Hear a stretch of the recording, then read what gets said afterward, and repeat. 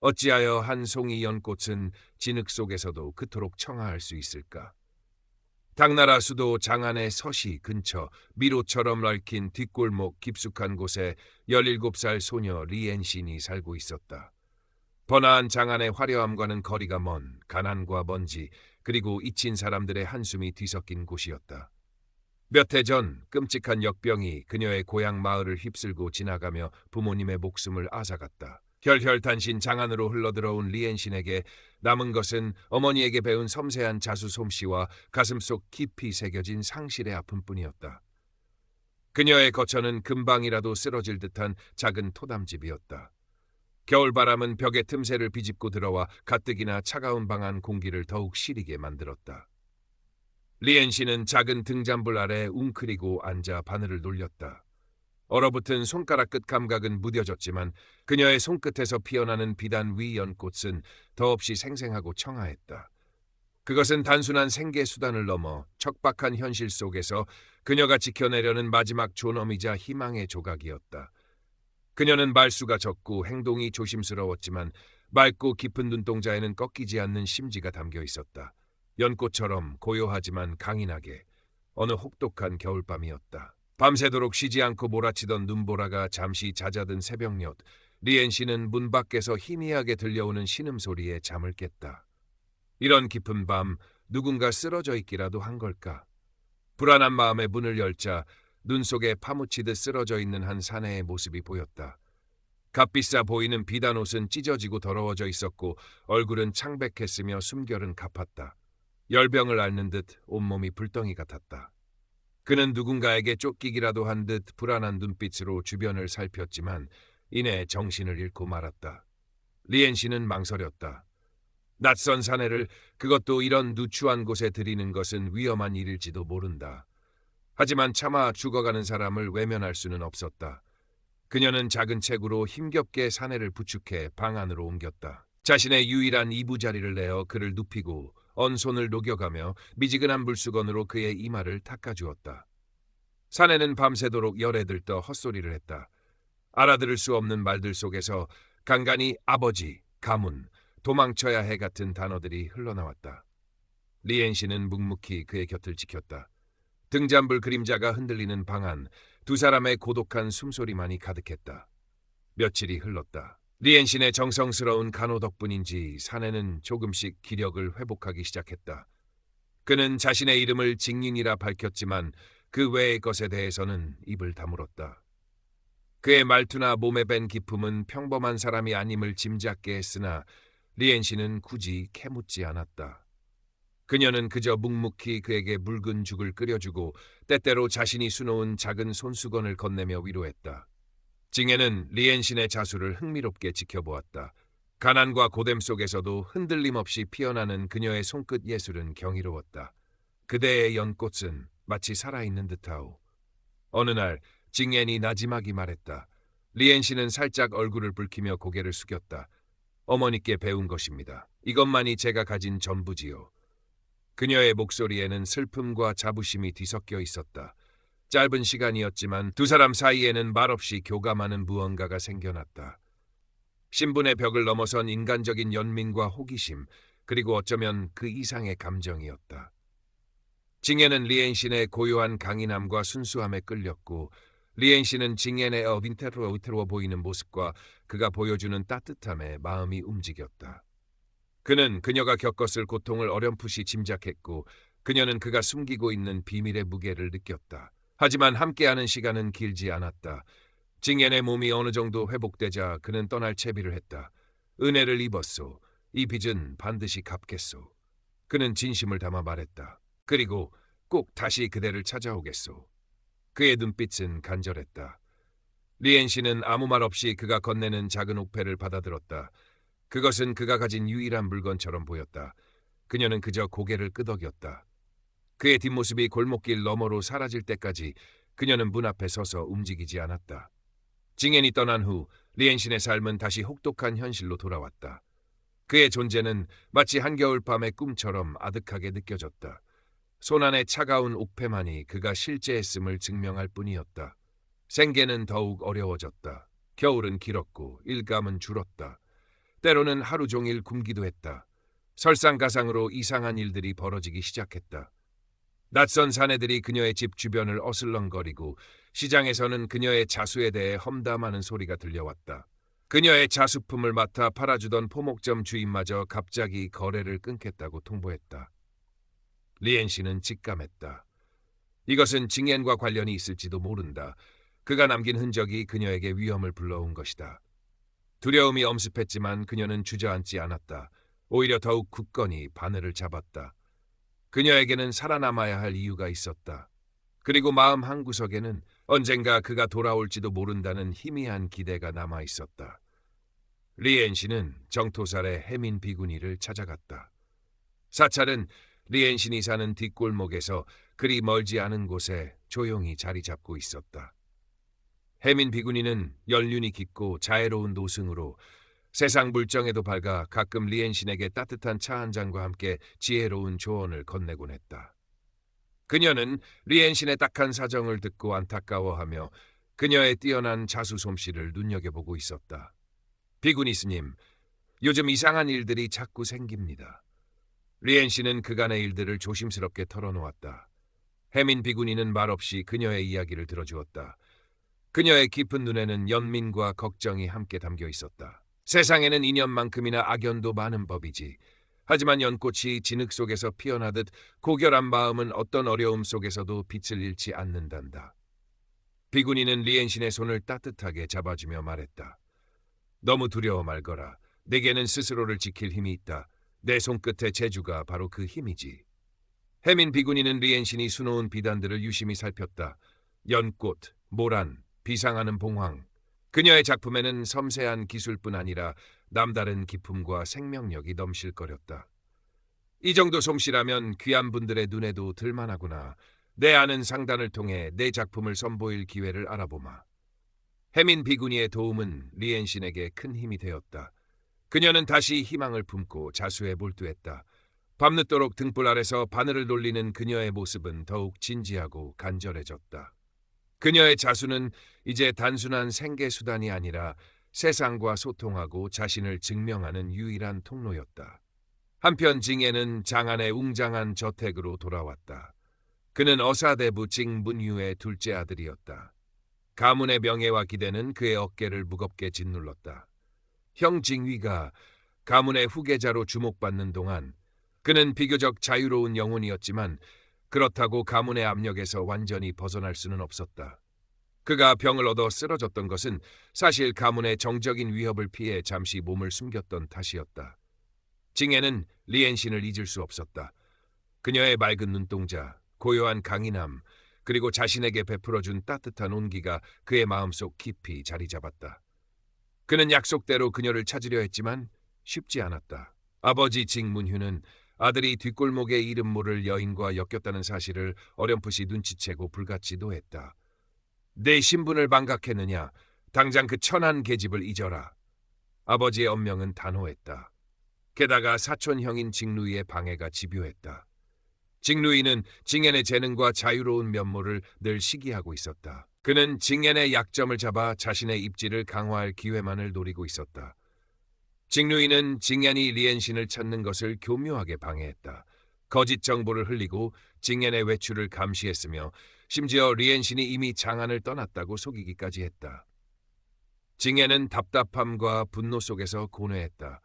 가문의 명예와 아버지에 대한 효심, 그리고 리엔신을 향한 깊어가는 마음 사이에서 그는 길을 잃은 듯했다. 시간은 흘러 어느덧 1년이 지났다. 장안에는 다시 봄이 찾아왔고 곧이어 상원제시 다가왔다. 등불을 밝히고 복을 기원하는 이 축제의 밤, 장안 거리는 온통 형형색색의 등불과 인파로 넘실거렸다. 리엔신도 이날만큼은 작은 희망을 품고 거리로 나섰다. 해민 비구니의 도움으로 구한 작은 좌판에 자신이 정성껏 수놓은 비단 손수건과 향낭들을 펼쳐놓았다. 혹시라도 누군가 그녀의 솜씨를 알아봐준다면 조금이나마 숨통이 트일지도 모른다는 기대감에서였다.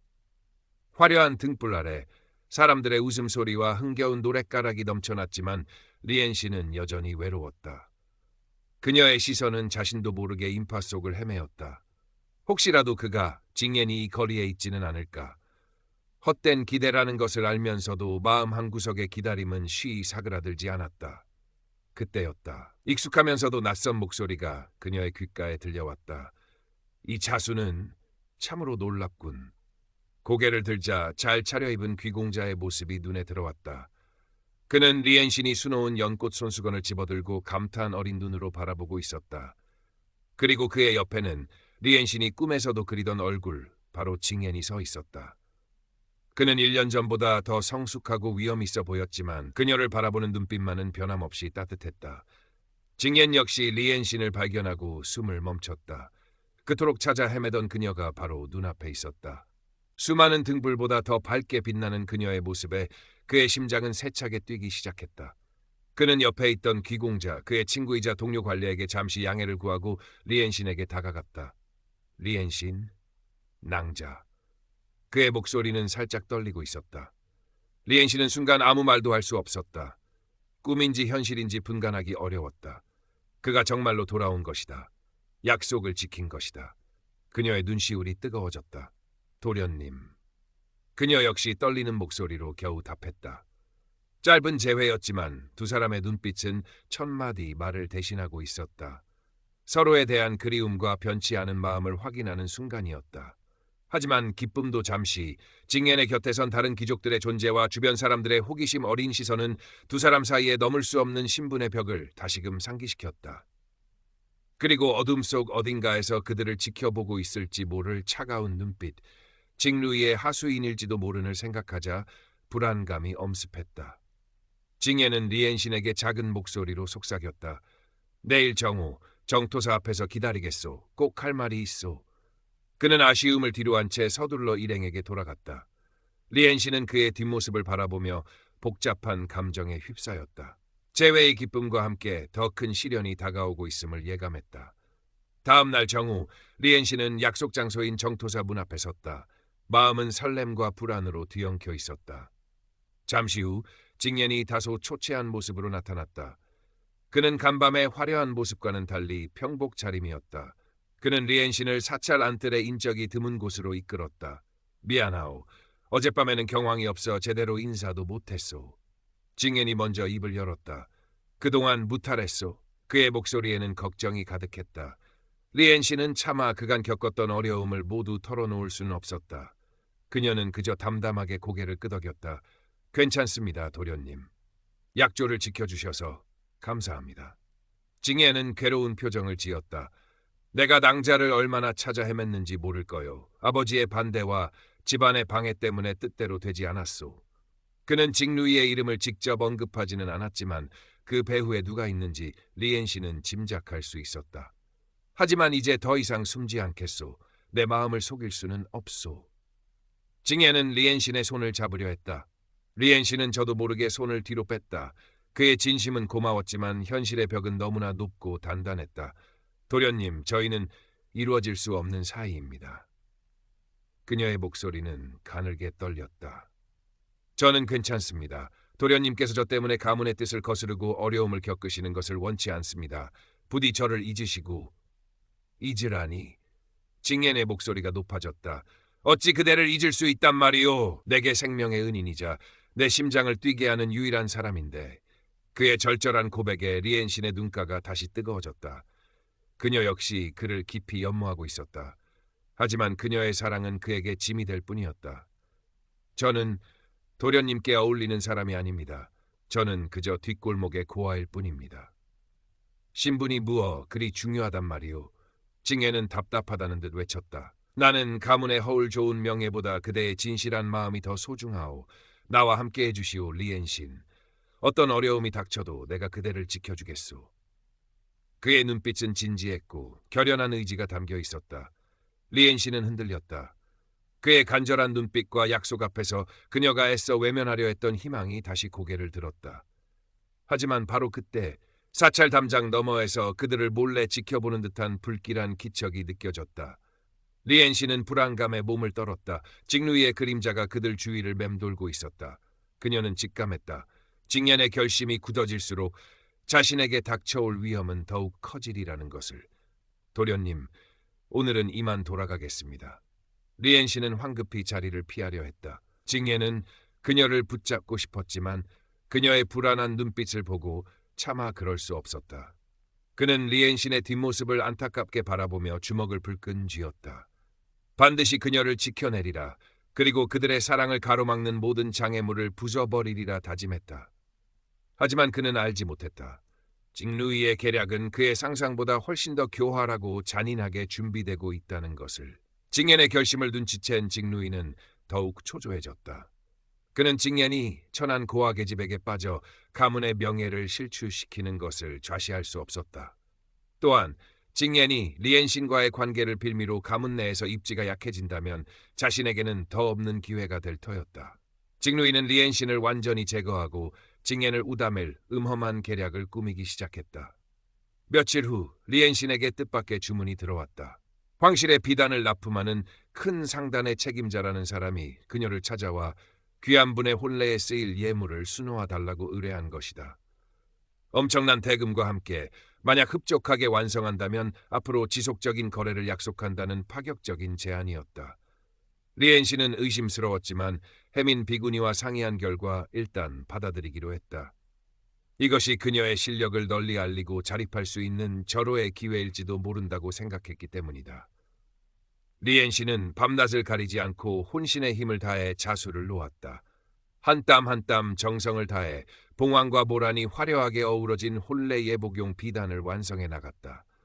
마침내 약속한 날짜에 비단을 건네자 상단 책임자는 크게 만족하며 약속한 대금을 후하게 치러주었다. 리엔신은 오랜만에 느껴보는 풍족함과 성취감에 잠시나마 행복했다. 하지만 그것은 징루이가 파놓은 함정의 시작이었다. 며칠 뒤 금해군 병사들이 들이닥쳐 리엔신의 집을 수색하기 시작했다. 그들은 리엔신이 수놓은 혼례 예복 비단 조각과 함께 황실을 저주하는 내용이 적힌 익명의 투서를 증거로 내밀었다. 투서에는 리엔신이 반역을 도모하는 세력과 내통하고 있으며 혼례 예복에 몰래 저주의 문양을 새겨넣어 황실을 능멸하려 했다는 터무니없는 내용이 적혀 있었다. 리엔신은 하늘이 무너지는 듯했다. 아닙니다. 저는 그런 짓을 하지 않았습니다. 이것은 모함입니다. 그녀는 필사적으로 외쳤지만 병사들은 막무가내였다. 그들은 리엔신을 포박하여 관하로 끌고 갔다. 순식간에 벌어진 일이었다. 뒷골목 사람들은 두려움에 떨며 감히 나서지 못했고 해민 비구니에게 도움을 청할 겨를조차 없었다. 이 소식은 즉시 징옌에게도 전해졌다. 그는 처음에 자신의 귀를 의심했다. 리엔신이 반역죄라니 말도 안 되는 소리였다. 그는 즉시 이것이 징루이의 계략임을 직감했다. 징루이가 상단을 매수하여 리엔신에게 접근했고 그녀가 만든 작품에 교묘하게 누명을 씌운 것이다. 분노가 치밀어 올랐다. 그는 당장이라도 징루이에게 달려가 멱살을 잡고 싶었지만 이성적으로 대처해야 했다. 리엔신의 목숨이 걸린 문제였다. 징예는 아버지를 찾아가 리엔신의 결백을 주장하고 도움을 청했지만 징문휴는 냉담했다. 증거가 명백하거늘 어찌 내 말만 믿으란 말이냐. 설사 모함이라 한들 이미 황실을 능멸한 죄에 연루된 천한 계집이다. 우리 가문까지 위험에 빠뜨릴 셈이냐. 당장 연을 끊어라. 아버지의 완고함 앞에서 징예는 절망했다. 가문의 명예와 권력 앞에서 진실 따위는 아무런 힘이 없었다. 이제 그가 기댈 곳은 자기 자신뿐이었다. 그는 리엔신을 구하기 위해 어쩌면 자신의 모든 것을 걸어야 할지도 모르는 위험한 싸움을 시작해야 했다. 관아의 차가운 감옥에 갇힌 리엔신은 절망과 공포에 휩싸였다. 창문 없는 습기찬 감옥 벽은 그녀의 마지막 희망마저 갉아먹는 듯했다. 그녀는 억울함을 호소했지만 아무도 귀 기울여주지 않았다. 반역죄라는 무시무시한 죄목 앞에서 그녀는 너무나 무력했다. 그녀는 징옌을 떠올렸다. 그가 이 사실을 알게 된다면 얼마나 상심할까. 어쩌면 그 역시 자신 때문에 위험에 처하게 될지도 모른다. 차라리 이대로 죽는 것이 그를 위한 길일지도 모른다는 생각마저 들었다. 포기하고 싶었다. 모든 것을 놓아버리고 싶었다. 하지만 그때 해민 비구니의 목소리가 귓가에 맴돌았다. 내게는 스스로를 지킬 힘이 있다. 내 손끝의 재주가 바로 그 힘이지. 그래, 아직 끝나지 않았다. 자신에게는 결백을 증명할 무기가 있었다. 바로 그녀의 자수수 실력이었다. 비록 지금은 바늘과 실이 없지만 그녀의 눈과 기억 속에는 자신이 수놓았던 모든 문양과 기법이 생생하게 남아 있었다. 만약 기회가 주어진다면 자신이 만든 자수와 조작된 증거의 차이를 증명해 보일 수 있을 터였다. 리엔신의 눈빛에 다시 희미한 빛이 감돌기 시작했다. 그녀는 정신을 가다듬고 어떻게든 살아남아 진실을 밝히겠다고 굳게 다짐했다. 한편 징에는 동분서주하며 리엔신의 결백을 증명할 방법을 찾고 있었다. 그는 자신의 충직한 시종 아량에게 비밀리에 징루이의 뒷조사를 명했다. 아량은 목숨을 걸고 징루이가 매수했던 상단 책임자를 찾아내려 애썼다. 동시에 징에는 사건을 담당하는 관리들을 찾아가 리엔신에게 공정한 조사의 기회를 달라고 간청했다. 하지만 대부분은 어사대부의 눈치를 보거나 징루이의 입김 때문에 그의 말을 외면했다. 시간은 속절없이 흘러갔고 리엔신에 대한 최종 판결이 내려질 날이 다가왔다. 이대로라면 그녀는 억울한 죽음을 맞이할 것이 분명했다. 징에는 마지막 수단으로 평소 강직하고 공정하기로 이름난 형부상소 위징을 찾아가기로 결심했다. 그는 자신의 가문 배경이나 지위를 이용하지 않고 오직 진실만을 가지고 위징 상서를 설득해야 했다. 이것은 매우 위험한 도박이었다. 만약 실패한다면 그는 가문의 분노를 살 뿐만 아니라 리엔신을 구할 마지막 희망마저 잃게 될 터였다. 결전의 날 아침, 징예는 관복 대신 평복을 입고 형부상서의 저택으로 향했다. 그의 발걸음은 무거웠지만 눈빛은 결연했다. 리엔신의 운명이 그리고 어쩌면 자신의 운명까지도 오늘 이 만남에 달려 있었다. 그는 심호흡을 하고 굳게 닫힌 대문을 두드렸다. 그의 등 뒤로는 이제 막 동이 트기 시작하는 장안의 하늘이 펼쳐져 있었다. 위징 상서는 예상대로 만나기 어려운 인물이었다. 징예는 한참을 문 앞에서 기다린 후에야 겨우 그를 독대할 기회를 얻었다. 위징은 날카로운 눈빛으로 징예를 위아래로 훑어보았다. 어사대부의 자제가 이른 아침부터 노부를 찾아온 연유가 무엇인가? 그의 목소리는 낮고 위엄이 서려 있었다. 징예는 예를 갖춰 절을 올리고 단도직입적으로 본론을 꺼냈다. 상서얼은 억울하게 반역 누명을 쓴 한 여인의 결백을 밝히고자 찾아왔습니다. 그는 차분하지만 단호한 어조로 리엔신의 사건 전말과 징루이의 계략이 의심되는 정황들을 상세히 설명했다. 그는 자신의 감정을 드러내지 않고 오직 사실과 논리에 근거하여 이야기하려 했었다. 위징은 팔짱을 낀 채 묵묵히 징엔의 말을 들었다. 그의 표정에는 변화가 없었다. 그대의 말은 잘 알겠다.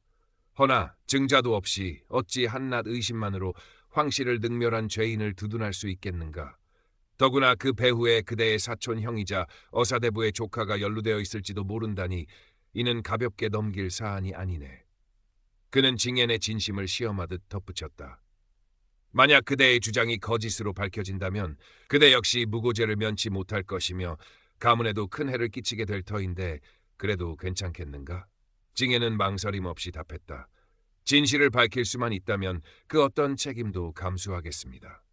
부디 상서 어른께서 공정한 조사를 통해 그 여인에게 스스로 결백을 증명할 기회를 주시길 간청드립니다. 그의 눈빛은 흔들림이 없었다. 위징은 그런 징엔의 눈을 한참 동안 말없이 응시했다.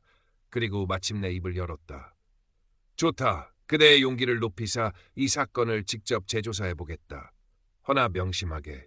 만약 그 여인이 결백하다는 명백한 증거를 찾아내지 못한다면 노부도 더 이상 그대를 도울 수 없을 것이네. 징예는 가슴을 쓸어내렸다. 마지막 희망의 불씨가 살아난 것이다. 그는 위징 상서에게 깊이 감사 인사를 올리고 저택을 나섰다.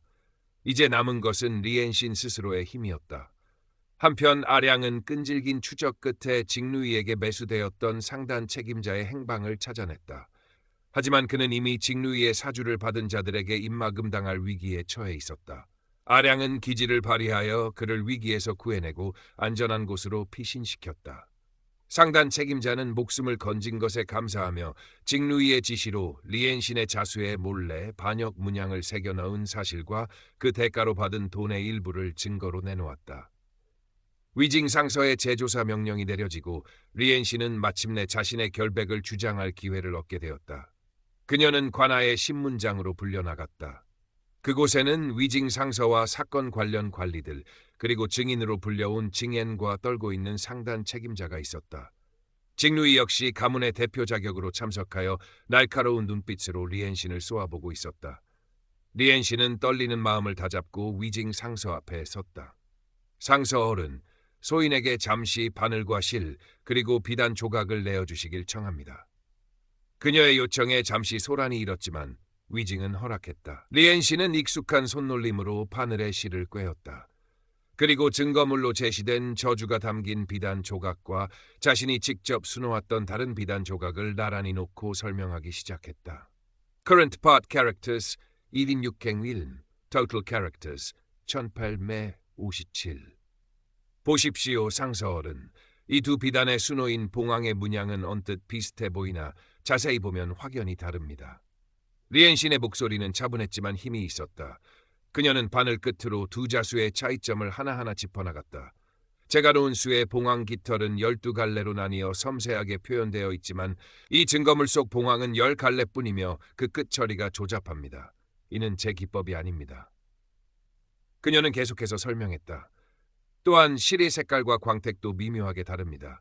저는 자연에서 얻은 염료만을 고집하여 사용하는데 이 증거물의 붉은 실은 인위적인 광택이 강하게 납니다. 그리고 가장 결정적인 것은 리엔 씨는 숨을 한번 고르고 자신이 직접 수놓은 비단 귀퉁이를 가리켰다.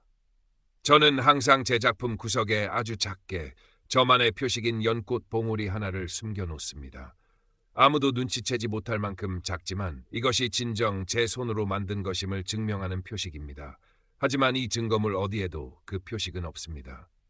리엔신의 설명은 명료하고 설득력이 있었다. 그녀의 전문가적인 식견과 당당한 태도에 신문장은 술렁이기 시작했다. 위징 상서는 날카로운 눈으로 직루이를 쏘아보았다. 직루이는 당황한 기색이 역력했지만 애써 태연한 척했다. 고작 자수기법의 차이일 뿐입니다. 저 천한 계집이 교묘하게 말을 꾸며 위기를 모면하려는 수작입니다. 바로 그때 문 밖에서 아량이 상단 책임자를 데리고 들어왔다. 상단 책임자는 위징 상서 앞에 엎드려 자신이 저지른 죄를 모두 자백했다. 직루이의 사주를 받아 리엔신에게 누명을 씌웠으며 그 증거로 직루이에게 받은 은자를 내놓았다. 상황은 급반전되었다. 직루이는 얼굴이 하얗게 질려 아무 말도 하지 못했다. 위징 상서는 엄숙하게 판결을 내렸다. 리엔신은 무죄이며 즉시 방면하라. 직루이는 반역 모함죄와 증거 조작죄를 물어 엄벌에 처할 것이다. 판결이 내려지자 리엔신은 그 자리에 주저앉아 뜨거운 눈물을 흘렸다. 마침내 그녀의 결백이 증명된 것이다. 징에는 리엔신에게 달려가 그녀의 어깨를 감싸 안았다. 두 사람은 서로를 바라보며 안도의 눈물을 흘렸다. 길고 길었던 악몽이 끝나는 순간이었다. 직루이는 금이군에게 끌려나가며 징옌을 향해 저주 섞인 눈빛을 보냈지만 그의 시대는 끝났다. 사건은 일단락되었지만 모든 것이 예전으로 돌아갈 수는 없었다. 리엔 씨는 비록 누명을 벗었지만 여전히 뒷골목에 고아였고 징옌은 어사대부의 아들이었다.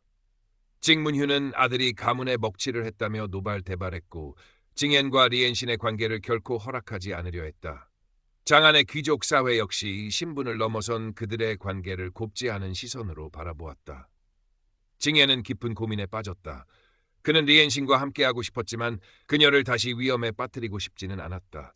또한 자신 때문에 그녀가 평생 사람들의 손가락질을 받으며 살아가게 할 수도 없었다. 리엔신 역시 마찬가지였다.